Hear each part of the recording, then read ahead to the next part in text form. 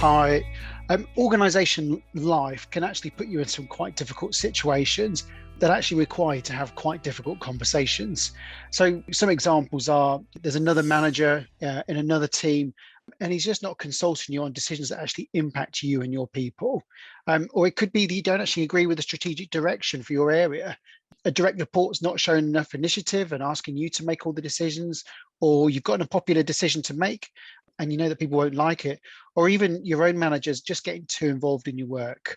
So these often require what we would call transformative conversations. And these really are the lifeblood of a really healthy, functioning, effective organization. So the effectiveness of your organization is hugely influenced by the quality of conversations and relationships. And these are some of your organization's most difficult yet important conversations that you have to have. These are high stakes conversations where we need to have the courage to have honest and frank conversations and dialogue that really get to the heart of the matter. Above all, when you have these conversations, these transform the quality of your relationships. Yep, there's some really solid business outcomes from having a team that are skilled at having transformative conversations. So if people are having effective conversations with the right people at the right time, then this means potential issues are surfaced and dealt with sooner. And that means you don't end up with a backlog of undiscussed issues undermining the work you're trying to do in the moment. It also leads to improved effectiveness and speed of delivery, as we're set up to work through issues quickly and proactive with the right colleagues. And organizations that get transformative conversations right also experience greater transparency and sharing between individuals, and therefore benefit from better solutions being developed as they're able to harness the collective intelligence and insights of the whole team through these transformative conversations. And last but not least, organizations having brilliant transformative conversations also see reduced stress levels and improved well-being, because they're working through issues, and they also report that their leaders are spending much less time refereeing and resolving conflicts between teams and team members. Brilliant. So we've been coaching and supporting and training leaders, leadership teams and teams on these types of transformative conversations. And what we've done basically for you is to take the best in research and also best practice and really boil this down to its most basic components. So to keep these front of mind when you're having them, and it really increases and enhances the chance of having a successful outcome when you have these type of conversations.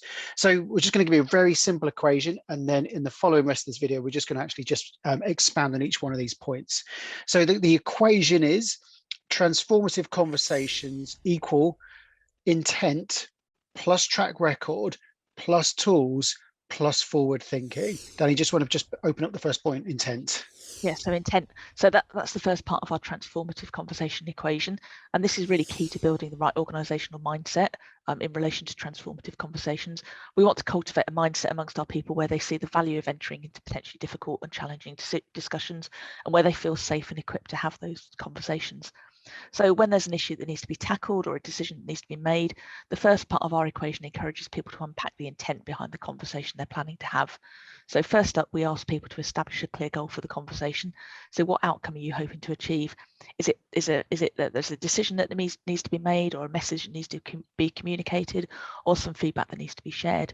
We actually find it really helpful to distinguish between a conversation that is about something that is hard to decide. So that might be a complex issue or strategic choice or an ethical dilemma, and a conversation that's about something that's hard to swallow. So that's when we know we've got something the other person might not find very palatable. So we've got some feedback on their performance or a decision that's already been made that we just need to communicate. So even when it's a hard to swallow type conversation, it's really useful to explore ahead of time whether the outcome of the conversation is fixed or if it's more emergent. And that frames the intent with which we go into that conversation. Are we seeking to gain new knowledge and perspectives with a view to potentially changing our thinking if we learn something new or different?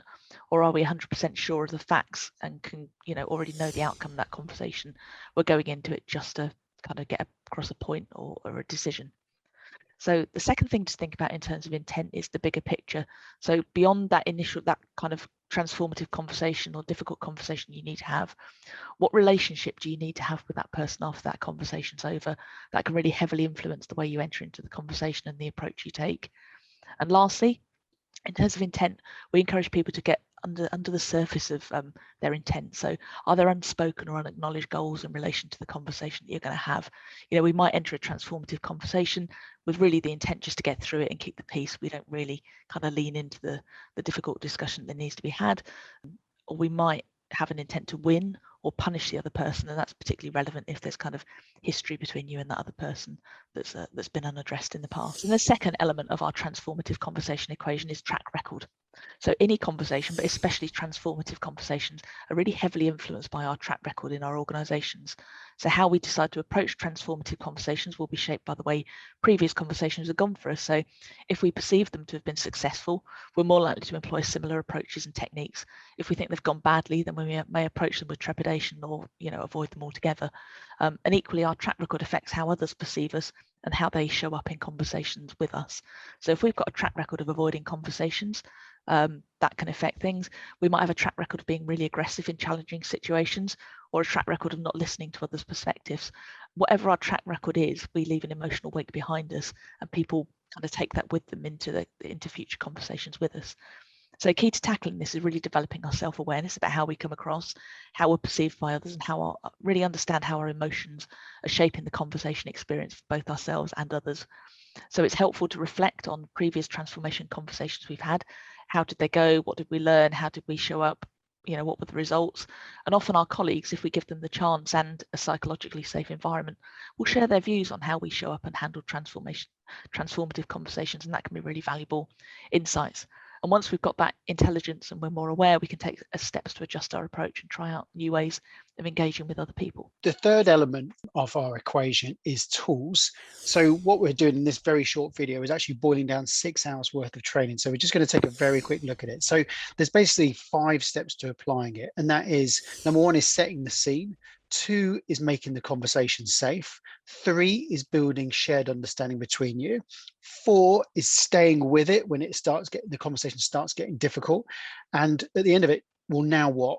So we've had this conversation, what happens next? So to actually apply these tools, you need 3 mindsets. So the first one is to have a mindset about self-awareness. So to really understand your emotional impact. The second part is to be descriptive, to be able to articulate, your part of the story. And the third thing is to be curious and to really want to understand the other person's perspective and really build that shared understanding. So the first one, set the scene. So Danny's talked about some of those elements in intent. But if we had to sort of say there's one thing, it's time and turf. So making sure that you actually allocate sufficient time to do this, and that it's not just sort of shoehorned between 2 other things on the agenda, that you actually take the time to really unpack it and to go into it in depth and show the other person that you really respect them, that this is important. The second thing is where you have it, the turf. Making sure that it's in an appropriate place, that if it's one-to-one, to make sure that you're not disturbed, and to make sure that that person can really see that you're present. You're not just doing a ring round with the whole team at the end of the day, and then you're having a quick conversation like this. So the second bit is to make it safe. And that's really important. So that's to actually, what Danny was talking about is to actually be really self-aware.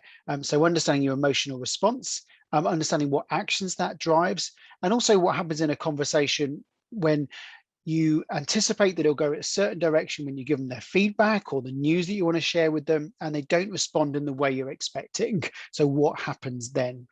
The other thing about making it safe is that's one of the biggest predictors about whether the conversation will actually go well or not. The first 30 seconds in the research of a difficult or transformative conversation are the biggest predictor of how it'll actually turn out. The next one we look at is to build shared understanding, and this really is critical. So this is how we're actually starting to build a pool of shared understanding between us. So the first thing to do is actually to share our story, to separate out opinion from fact, and to offer our story lightly and not the gospel truth, awaiting what they're going to fill in. Remembering that we are prone to something called fundamental attribution error. And what that means basically is we often attribute behavior in others to the wrong thing. Sometimes we'll attribute someone's behavior to them being lazy, or maybe they're even being evil, our nemesis. But often it's a lot more complicated than that. So the way in which we combat this with our stories is to demonstrate something called skillful transparency. Skillful transparency is, it's not about sharing everything about, that's too much information, too many of your deep set feelings. It's about just sharing your experience with them. And by sharing your experience of them, they can actually understand how they're impacting on you and then can give their side of the story. So when they do actually share their story and you invite them, you're actually starting to find out what it is. And often what you find is it could be, a number of reasons why someone maybe isn't doing something. So maybe it's that they just don't have the tools and resources to do something. Maybe they've actually got mismatched expectations. Maybe they've been asked, another team has asked them to do something, or their success is being measured against some other criteria. It may well be that they don't have the training or competency to do it. So there's a training issue, or maybe they just don't know what is expected of them. And actually your delegation has a part to play in this too. So always be asking yourself the question, what, if anything, am I pretending not to notice about my role in this problem? And it's really important to hang on to that. The next element is stay with it. And that's basically using a whole range of skills to stay with the conversation when it starts to get difficult. That means things like paraphrasing what they've just said, agreeing on what you both agree on before you start to identify differences, really, acknowledging their emotions and actually validating how they're feeling about it. And these can go a long way for someone to actually not feel so defensive about the conversation that you're having. The final bit is now what? So you have your conversation. None of these conversations matter if you don't take action. So it's the importance of actually documenting what you've agreed between you, drawing up actions, the who, what, why, and how, and agreeing about how you're actually going to follow up on this as well. The fourth element is forward thinking. So we always say when it comes to transformative conversations that prevention is better than cure. So this is about constantly scanning and exploring the external environment to mine for potential conflict, to continue to invest in your relationships. There'll be times when relationships with others, managers, other teams will be fluctuating. So if they're on the downward path and you feel that that might be the point of conflict or tension, to really spend time proactively investing in those relationships. And also, as soon as you start to see the storm clouds of something, really leaning into it and really sharing your experience of what's happening. And that will reduce the emotional and high stakes of a lot of these conversations as well. Brilliant. Thanks, Garen. So that's the 4 elements of our transformative conversation equation. So intent plus track record plus tools plus forward thinking.